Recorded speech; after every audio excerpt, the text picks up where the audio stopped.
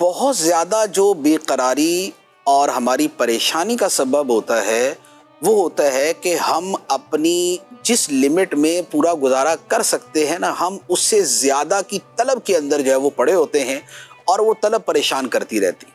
قناعت آ جائے کہ جو ہے آدمی اس پر مطمئن ہونے کی کوشش کرے اور اللہ کی رضا پہ راضی رہے، تو شاید پریشانیوں کا 90% حصہ اسی سے ختم ہو جاتا ہے۔ الحمدللہ دو افراد کے حالات ایک جیسے ہوتے ہیں، ایک آدمی پریشانی سے رو رہا ہوتا ہے، دوسرے کو کچھ بھی نہیں ہوتا، وہ آرام سے بیٹھا ہوتا ہے۔ کیوں؟ اس لیے کہ وہ قناعت کر کے بیٹھا ہوتا ہے۔ آج ہمارے ہاں نارملی پوری دنیا کے اندر چونکہ میٹیریلزم ہے، یعنی کہ مادیت پرستی ہے، مادیت پرستی کا نتیجہ یہ ہے کہ مال کی، دنیا کی، سٹیٹس کی، لگژریز کی دوڑ ہے۔ اس کا ایسا سوٹ ہے تو میرا بھی ایسا ہونا چاہیے، اس کے بچوں کا ایسا ہے تو میرے بچوں کا بھی ایسا ہونا چاہیے، اس کا گھر ایسا ہے تو میرا بھی ایسا ہونا چاہیے، اس کی گاڑی ایسی ہے تو میری بھی ایسی ہونی چاہیے۔ یہ دوڑ جو ہے، یہ مقابلہ جو ہے، تفاخر بینکم وتکاثر فی الاموال والاولاد، یہ والی چیز جو ہے یہ آدمی کو پریشان کرتی ہے۔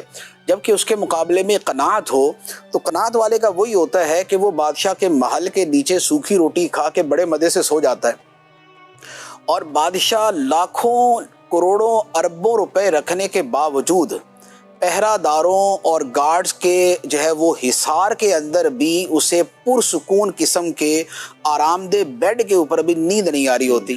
کیوں؟ اس لیے کہ اس کے اندر قناعت نہیں ہے اور اس نے فکریں پالی ہوئی ہیں۔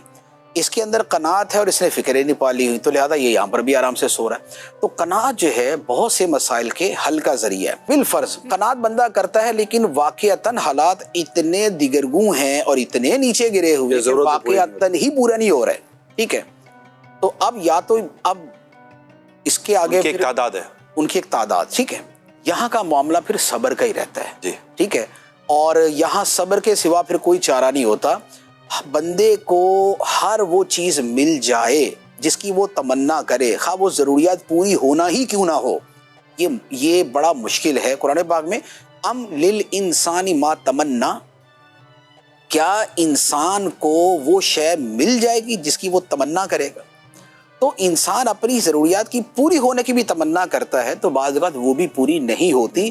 تو یہ جو پھر ایک امیری اور غریبی اور اوپر اور نیچے کا جو فرق ہے، یہ بہرحال رہنا ہوتا ہے۔